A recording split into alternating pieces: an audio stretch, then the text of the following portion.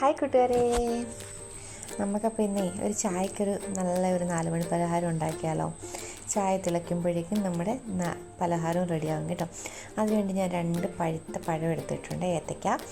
അത് ഇതുപോലെ ചെറുതായിട്ടൊന്ന് അരിഞ്ഞെടുത്തിട്ടുണ്ട്. പിന്നെ ഒരു 4 ടേബിൾ സ്പൂൺ പഞ്ചസാര, 1/4 കപ്പ് റവ, പിന്നെ കുറച്ച് തേങ്ങ തിരിക്കുന്നത് എടുത്തിട്ടുണ്ട് കേട്ടോ. അപ്പോൾ ഇതെല്ലാം കൂടി എടുത്തിട്ട് നമുക്കൊരു പാനിലേക്ക് കുറച്ച് നെയ്യ് ഒഴിച്ച് നമ്മൾ ഈ അരിഞ്ഞ് വെച്ചിരിക്കുന്ന ഈ തേങ്ങ ഉണ്ടല്ലോ അതൊന്ന് വാട്ടിയെടുക്കണം.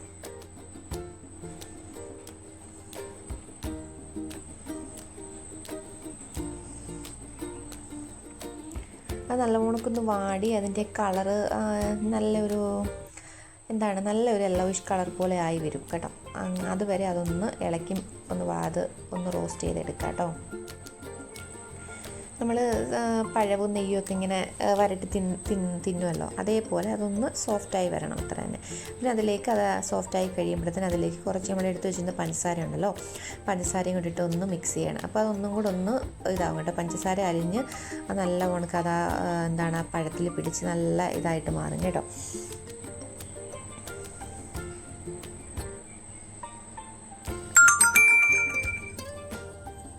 പിന്നെ പഴം ഇങ്ങനെ കഷ്ണമായിട്ട് കിടക്കുന്ന ഇഷ്ടമല്ലെങ്കിൽ ഇതുപോലെ ഒന്ന് ചെറുതായിട്ട് ഇങ്ങനെ ഒന്ന് ഉടച്ചു കൊടുത്താൽ മതി കേട്ടോ.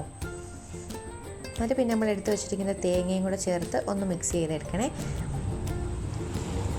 പഞ്ചസാരയും തേങ്ങയൊക്കെ നല്ല ഉണക്ക് അതിൽ പിടിച്ച് ഒന്ന് മിക്സായി കഴിയുമ്പോഴത്തേന് പിന്നെ നമ്മൾ റവ എടുത്ത് വെച്ചിരുന്നല്ലോ, ആ റവയും കൂടെ അതിലേക്ക് ചേർത്ത് അതും കൂടെ മിക്സ് ചെയ്തെടുക്കാം.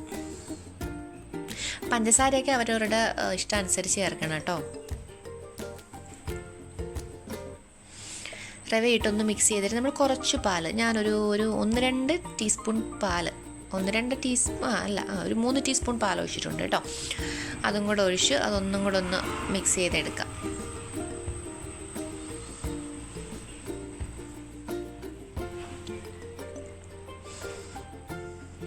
അപ്പോൾ അതെല്ലാം നല്ല ഉണക്ക് മിക്സ് ആയിട്ടുണ്ട് കേട്ടോ. എല്ലാം ഒരുപോണക്ക് മിക്സായി നല്ല നമുക്കിങ്ങനെ കൈ വെച്ച് ഉരുട്ടാൻ പറ്റുന്ന പരുവത്തിൽ അതിനെ ഒന്ന് മിക്സാക്കി എടുക്കാം. ഇനി അതിൻ്റെ ചൂട് പോട്ടെ, കുറച്ച് നേരം ഒന്ന് വെയിറ്റ് ചെയ്ത് ചൂട് പോയി കഴിയുമ്പോൾ നമുക്കത് ഉരുട്ടി ഏത് ഷേപ്പിലാണോ വേണ്ടത് ആ ഷേപ്പിൽ ഉണ്ടയാക്കി എടുത്തിട്ട് നമുക്ക് ഫ്രൈ ചെയ്തെടുക്കാം കേട്ടോ.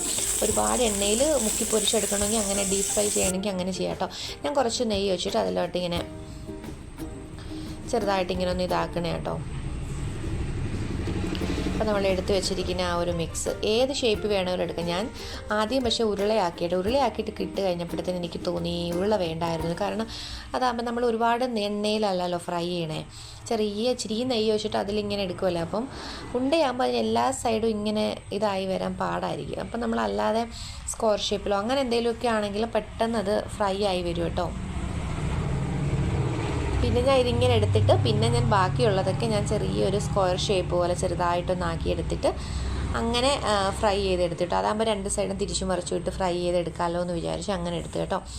അപ്പോൾ നിങ്ങളെല്ലാവരും ഈ ഒരു പലഹാരം ട്രൈ ചെയ്ത് നോക്കണം കേട്ടോ. കൊച്ചുങ്ങളൊക്കെ സ്കൂളിൽ വിട്ട് വരുന്ന സമയത്ത് ഇങ്ങനെ ഉണ്ടാക്കി കൊടുത്താൽ നല്ലതാണ്, ഹെൽത്തിയാണ്. നമ്മൾ പ്രത്യേകിച്ച് വേറെ ഒന്നും ചേർക്കുന്നില്ല. പിന്നെ കുറച്ച് പഞ്ചസാര ചേർത്തു, അത് മാത്രം. പഞ്ചസാരയ്ക്ക് പകരം വേണമെങ്കിൽ ശർക്കര ഉണ്ടെങ്കിൽ അത് ചേർത്താലും കുഴപ്പമില്ല കേട്ടോ.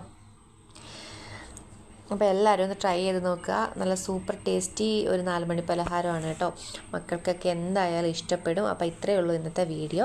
ഈ ഇഷ്ടപ്പെട്ടുവാണെങ്കിൽ സബ്സ്ക്രൈബ് ചെയ്യുക, ഷെയർ ചെയ്യുക, ലൈക്ക് ചെയ്യുക. പിന്നെ നിങ്ങളുടെ അഭിപ്രായങ്ങളൊക്കെ കമൻറ്റിലൂടെ അറിയിക്കുക കേട്ടോ. ഇനി അടുത്തൊരു വീഡിയോ ആയിട്ട് ഞാൻ വീണ്ടും വരുന്നതായിരിക്കും. അപ്പം ടാറ്റാ, ബൈ ബൈ.